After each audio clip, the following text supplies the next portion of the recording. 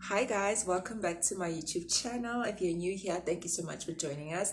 Please do not forget to click that subscribe button and also click the notification bell so that you get notified every time I post. And if you are a returning subscriber, thank you so much for coming back, baby. Okay, I have missed you guys so much. I know that I have not picked up the camera in quite like a minute, but I am back, of course, and I'm feeling much better and healthier, and I'd like to thank God for that. Okay, so also, you guys, I'd like to thank you guys so much for subscribing to my channel, for giving my channel a chance. You guys, I know that we are growing.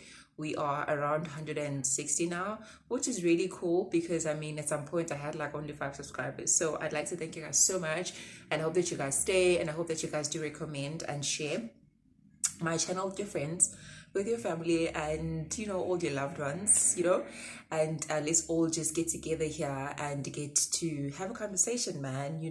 So I thought I should come here today, you guys, and tell you guys a story of how I almost got shot. Yeah, I almost got shot. And I know that it sounds funny now, or rather I'm laughing now, but trust me, I was so devastated at the time that everything was happening, and I have not really told anyone the story. Wow. Besides my family, of course, because I mean, so I don't know where to start, you guys, because I think it's very funny. But anyway, yeah, let's just get straight into it, you guys. So what had happened was, right? What had happened was, child, we were actually traveling. Now, if you are aware, or if you've been like a day one on the channel, you do know that I stay in KwaZulu-Natal. That's currently where I'm from, born, bred, raised, everything. But in terms of work, I work in outside Durban, rather. I work in Dundee, or if you maybe you're familiar with Newcastle, Ladysmith, those areas right there. So I actually travel back home from time to time. So yeah, so basically we were traveling back home, and because I just closed, I think it was around December time, whatnot, and we were approaching like holidays and whatever. So I did mention that in my birth and delivery story vlog, that my vehicle had an issue for a while, and it had gone for repairs and whatever. So I was using, or we were using, another vehicle at the time. So what had happened was we left Dundee, as we normally do, and on our way, so we had like a problem with one of our tires. Now, mind you, the car that we were using is quite like an old model. I think it's from 2008, whatnot. So the spares and everything for that vehicle are not easily available, such as the wheels and whatnot. So we travel. Luckily we had like a pump in the back, in the boot, or in the trunk, if you're not from here. And so we kept on using the pump now to sort of like pump the tire and whatever. So yeah, we were good to go. We went until we reached a point where I remember it was in the middle of Ladysmith and Dundee, and the wheel was just like, you know what, I'm not having this. And the tire gave us such a problem, and then it started just tearing, it got destroyed basically. And we were so stressed out, but also we were chilled because we were like, yeah, no, it's still during the day, we can still make a plan. So and I remember on the day, you guys, the people were really, really nice. People did stop, they tried helping out and whatever. But you find that if they try help, it's either the size of the tire that we are using was not the same size as theirs. So then they had to like, oh yeah, I'm sorry guys and whatever. So they just go past, And for me also, I didn't understand what was going on, because obviously I am not into like all the mechanical stuff and whatever. I just believe like, okay, cause a problem, send it in or whatever, and then whoever is professionally trained to do that is going to help out with that. And I just did not understand, how is it that all these people that are stopping, none of them have what we're looking for, none of them can help. And so then so then they passed until we sat there. Remember, we called our family, and they were like, no, it's cool, we're gonna come through with one of the tires, the wheels, and then help you guys. And while they were on their way to the scene, now to the so we had these other people come through, and they're like, yeah, hey, those were resident people from that particular area, right? So now you need to catch that they were resident people from the area, okay? So they came through trying to help also. Well, so we thought. So they tried helping us, and later on they were like, hey, you guys must make sure that you do get help quickly, because the people in this area are ghetto. You guys gonna be mugged or whatever it is. And we were like, oh, but at least now that we know you guys, all is well, because then at least we can always just shout and you guys are going to hear us, you're going to come out, okay? So we thought, you guys. And so yeah, the day, the hours pass and whatever, still no, everyone's stopping, but none of these people can help, because of the size of the tire or whatever. And so everyone passes. And I tell you, so eventually the family members that were coming from home eventually get to us, and they also try to fit this wheel. Nothing's happening, the wheel's not budging. And remember, these resident people now are still here. So they're like, yeah, no, we actually know a place where they can help you guys find a spare wheel and what. We'll just go ahead and try and arrange that wheel so that when you come by, you can always just pick it up, So then we were like, okay, yeah, cool, oh, these people are so nice and what. And so he left. And I'm telling you, maybe around now it was getting dark. So around 6-7ish. At the time it was 6-7ish, 8, but it was late basically. You could not see properly. So we inside the car now waiting for the family member was gonna come with the wheel. I remember now they came to the scene, but the wheel did not fit, so they had to go and try a Dundee or some other areas and whatever, for the size that we were using. And so unfortunately also he calls us and tells us, listen, I cannot find the size of the wheel that you guys are looking for, so now I'm still trying to hustle. And at that time, these people that had left to go look for the tire are calling him, and they're like, yeah, we actually found something, just come by, make sure that you come by, make sure, they're basically pestering him at this point to come by. And we are still in the car just waiting at the accident scene, or at the area of his Gamego and whatnot. And I tell you, while we're waiting there, we see these two men, and this one is carrying a big ass gun. Carrying a big ass gun, and they come here, they start banging the doors, and we're like, hi, but we could swear, because remember we saw these people during the day, so we could swear, no man, this person was part of the people that actually attempted to help us, the resident people, whatever. They were like, because now remember, these people had seen what we have and what's in the car and everything, so they were like, hey, give us your phones, also open this door. Now we were not opening the doors, right? So every time they started banging the door, what we did, we just rolled down the window slightly. If they wanted the money, we just took out the money, we gave them. Well, personally, that's what I did, because I was a scared child, so I took out some, the cash, the little cash that I had, and I was like giving them and whatever. And whilst I was giving them the money, I rolled up the window quickly, and then they kept on saying, yeah, you know what, because I was sitting with two gents in the car, and then it was myself, obviously 3 of us, because remember the others are gone to look for the tire or the wheel. And then the people were like, you know what, yeah, let's shoot her, let's shoot the lady. If we shoot the lady, then these guys are going to give us what we want. And I'm like, shoot me. So they started wanting phones and whatever. And I remember at the time I was sitting in front, and I had a throw over me because it was cold, right? We had been sitting there for quite some time, and so it was cold. I had a throw over me, and my phone was literally on the seat. And I was literally praying, because what they wanted is they also wanted the phones now, because they saw the phones as we were trying to call, reach for help and whatever. So we were calling from time to time. So they knew what phones we had as well. And they knew whose phone was which one, because these people were there with us for quite a while. And I remember I was like, I'm not giving them my phone. Not that because I wanted, to be shot or anything, but the thing is now, that was the only point of reach. If our family members or someone who was coming with help, wanted to help us, so now if I give these guys this phone, it basically means now we have no connection to the world, because we're stuck there and no one can get a hold of us. So obviously we were not going to get help anytime soon. So I was like, I'm not letting go with the phone.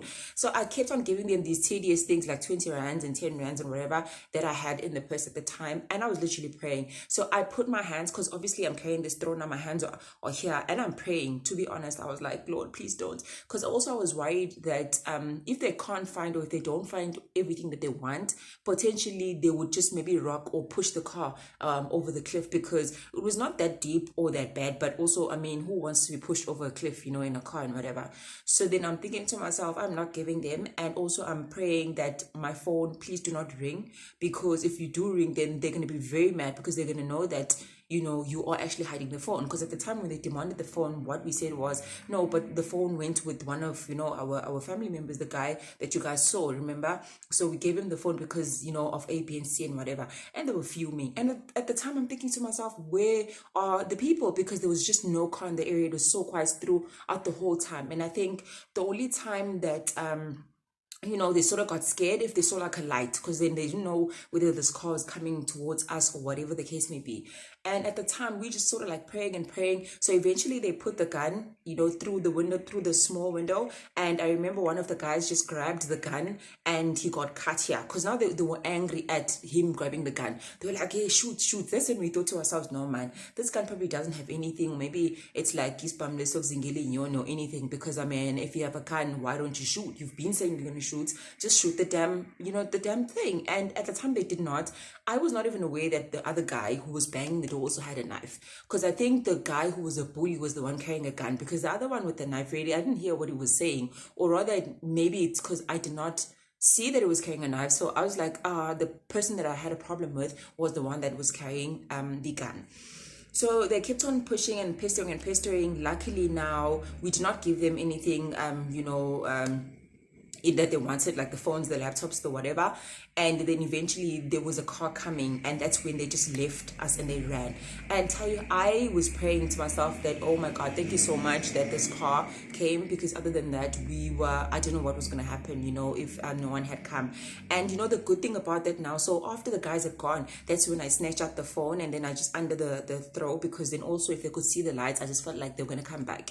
And they went. So then we called one of our brother that had gone to go look for a wheel. So we tell him, we were like, hey, don't even bother going to the garage, just leave the whole damn thing, just come back here, because we were actually held at gunpoint, and the one guy was carrying a knife. And he was like, yo, thank God, because also I did not want to go, because I just, when you have that intuition, something's just telling you, don't. So also with him as well, he just felt something, I guess, that said to him, do not bother yourself, do not go to that place, do not, and then so he luckily just sped through, and he came back. And then from there we just went straight to the police station. We had to drive now and just leave the car and everything right there. We just took what was valuable, like in terms of the bags and whatever. We just like, okay, the car could be fine here, and let's just rush to the police station, because at this point also we don't want to leave the car for too long yet, because what if these crooks come back and they push the car down the cliff, or they tie and snatch the car or whatever, because these people were resident people. And that's what pissed me off, because we trusted them so much, because we thought, no man, they came here, they were sincere, they just wanted to help, and and everything like that. So eventually we went to the police station, and then we told the police, listen, we are not leaving you guys here, you guys have to come with us now, because what if these guys are waiting in the car? So luckily the policemen were like, yeah, no, it's cool, we're gonna follow each other. And they came to the scene, and then now it was like big drama, because you could see the lights and everything going on. But let me tell you, no one from the community or the area actually came to ask, hey, what is going on here? So we did sort of like tell them what we knew at the time, like who we suspected the guys to be, and where they came from, what were they carrying, and what did we give them, and all those things. And let me tell you guys, we were so thankful that the police were there, even though at times that you always don't trust the SAPS, thinking, yeah, they don't know their jobs. Yeah, of course. Well, with those ones, shame, they really did help us. And the good thing also about us is good, they managed to call a truck, like a tow truck, so the car was towed to their depo or whatever, but like it was towed to where they normally keep him or and everything. So we were very thankful at that. And then we just went inside the car and we all left. And I remember at the time we were just like in shock. All of us was just so quiet in the car. It was just so tense, because we're thinking we actually almost died, and also because this thing was such a devastating thing now, we kept on, maybe personally, or rather when we speak to each other, just to say, hey, well, guys, but ninja and whatever, everyone is actually in shock, because, you could actually hear these people, you could see the gun. I guess we were having trauma, of what had happened or what almost happened at the time. But we were just so thankful, you guys, that we made it. And I remember, because it was so late, and we were just like, we don't trust, driving at this time anymore. And we just went. And I remember they were still fixing Ultra City, like escort and whatever. So we just sort of like went to the one that was currently being used. I don't know if it's called One Way or something, yeah, but we found like a spot that we deemed was safe, because it was like a Ultra City nyana, I'm saying nyana because the main one was being reconstructed or whatever. So we just went there and we actually slept, and that's when we actually got relaxed, because there were other people, even though now at this point in time, remember, we don't trust anyone, because the guys that came back for us were actually guys that we trusted at some point. So we were just, you sort of that, well, we woke up in the morning and we just drove straight home. And it was just so devastating to me because also one of the gents that were in the car was actually like a young man, and I just could imagine that every time, with him, you would find that someone comes into the house, he would probably run out because it was the trauma again. And, basically, you guys, you need to be safe. Make sure that when you travel, you have everything that you need in the car, at least just to minimize, drama normally so yeah, you guys, and but we thankful eventually all of us were well. And as I did mention to you guys, this story is so funny. It's funny now because it's one of the things that I survived back in the years. And obviously, do I wish it for or upon anyone? No, I don't. Because some people actually they could suffer a trauma for like a longer time that could initially affect them in everything that they do. But personally, for me now, it's just a story that I tell, and people do not believe it because would be like, Habo Namanga, did it really? And yeah, you guys. But I actually got a couple of stories as well, very traumatic stories. I remember the one time I almost got thrown over a damini, a very deep dam. And yeah, but I think I'm gonna try and tell you guys the story later on. I'm not sure. But yeah, you guys, I do have so many stories that are just sort of like when I sit back and look back, namhlanje, I'm like, ngiyamangala Nkosi ukuthi you've been with me, man, and you have actually protected me through zonke lezi zinto lezi that I've been through, and I'm thankful, okay, for all that. But yeah, you guys, do have any other stories that are similar stories that have happened to you, and how did you make it out? And yeah, you guys, let's just have a conversation, because I do know with Sonke's daughter that masekabanga man, you were like, what the hell, was happening at the time. But okay, thank you so much, you guys, for watching, and hope that you guys did enjoy the story time. I know it was long and it was very, I don't know, stressful to some, whatever. But enjoy. Thank you so much, you guys, for watching. Don't forget to like, comment, and subscribe, and also share the story, you guys, if you do have a person who has experienced something similar to mine, just so that we get to laugh. Because I feel like a nation who does not laugh at each other or themselves, then what kind of nation is that, or what kind of person is that? Or rather, I do believe me and laughing at myself, shame, because I think it sort of like comforts me at some point, and it sort of like it shows me, good girl, you're gonna be fine. In this life, a lot of things happen, and one just needs to be strong, and also at times so we easy into as a and like as when to just go through, man, and everything. But thank you so much, you guys. Bye.